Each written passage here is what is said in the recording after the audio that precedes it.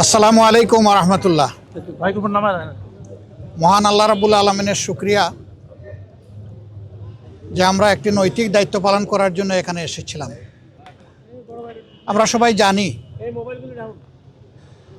BNP chairperson সাবেক প্রধানমন্ত্রী বেগম খালেদা জিয়া তিনি জাতিকে তিনবার নির্বাচিত প্রধানমন্ত্রী হিসাবে নেতৃত্ব দিয়েছেন।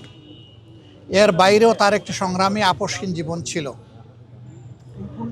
তিনি গণতন্ত্র পুনঃপ্রতিষ্ঠা এবং মানুষের নাগরিক অধিকার প্রতিষ্ঠার জন্য আজীবন লড়াই করে গেছেন। সেই লড়াই করতে করতে তার শেষ জীবনটা অত্যন্ত বেদনাদায়কভাবে জেলেও একাকিত্বে কেটেছে। এই সময় যারা দেশ শাসন করেছেন তারা তার সাথে অমানবিক আচরণ করেছেন। তিনি যখন গুরুতর অসুস্থ হয়ে পড়লেন তখন তাকে বিদেশে নেওয়ার জন্য দল পরিবারের পক্ষ থেকে বারবার অনুরোধ করা হয়েছে। সরকার তো আমলে নেইনি, বরঞ্চ এগুলা নিয়ে বারবার উপহাস করেছে। আল্লাহ তাআলার বিচার, ইতিহাসের অমুক বিধান, শেষ পর্যন্ত তিনি চিকিৎসা নিয়েছেন, বিদেশেও গিয়েছেন, কিন্তু ততক্ষণে তার বিশাল ক্ষতি হয়ে গিয়েছে। সেই যে তিনি ব্রিটেন থেকে ফিরে আসলেন, আর কিন্তু বিদেশ চিকিৎসা নিতে যাওয়ার মতো উপযুক্ত স্বাস্থ্য আর তার থাকলো না। স্বাস্থ্যটা এতটাই ভেঙে পড়ল যে শেষ চিকিৎসা তাকে দেশেই নিতে হয়েছে।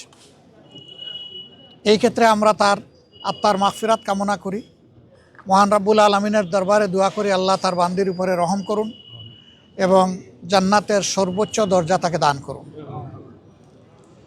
আমরা সহানুভূতি জানাই, সহমর্মিতা জানাই তার সন্তান বিএনপির ভারপ্রাপ্ত চেয়ারম্যান জনাব তারেক রহমান সহ তাদের পরিবারের সদস্যবৃন্দ, সংগঠনের নেতাকর্মী এবং তার চিকিৎসা কাজে যারা নিয়োজিত ছিলেন, সেই সমস্ত চিকিৎসক সমাজের প্রতিও আমরা ধন্যবাদ জানাচ্ছি, কৃতজ্ঞতা জানাচ্ছি যে তারা বেগম খালেদা জিয়া দেশনেত্রীকে অত্যন্ত আন্তরিকতার সাথে তাদের সর্বোচ্চ যোগ্যতা অনুযায়ী তারা চিকিৎসা সেবা দিয়েছে। এটা আমাদেরকে অনুপ্রাণিত করে যে ভবিষ্যতে নাগরিকরা এমনটাই আমাদের দেশের চিকিৎসক সমাজের কাছে আশা করতে পারেন। তিনি চলে গেছেন ইতিহাসের একটা বিরল সম্মান নিয়ে। তার শেষ বিদায় সম্বর্ধনা অনুষ্ঠিত হয়েছে গতকাল এবং মানুষ আবেগ দিয়ে, চোখের পানি দিয়েই তাকে বিদায় দিয়েছে। এইটা তার পাওনা ছিল। উনি জাতির জন্য যে অবদান রেখেছেন, তিনি তার পাওনাটাই আল্লাহর পক্ষ থেকে পেয়েছেন। তার এই পাওনা দেখে আমরাও অনুপ্রাণিত হই। আমরাও যদি জাতির জন্য সেরকমটা অবদান রাখতে পারি, হয়তোবা এদেশের মানুষ আমাদেরকে এইরকমই একদিন বিদায় দেবে। এটা সবার কপালে জুটে না। এই সম্মানটা পাওয়া, মানুষের চোখের পানি দিয়ে বিদায় সম্বর্ধনা পাওয়া, এটা বিশাল ব্যাপার। আমরা এই জন্য আল্লাহ রাব্বুল আলামিনের শুকরিয়া আদায় করি যে তিনি তার বান্দির প্রতি রহমশীল হয়েছেন। দেশ এখন একটা গুরুত্বপূর্ণ বাঁকে আছে। আগামী নির্বাচন অনুষ্ঠিত হবে একই দিনে, জাতীয় সংসদ নির্বাচন এবং গণভোট। সংস্কারের জন্য গণভোট আর সরকার গঠনের জন্য সাধারণ নির্বাচন।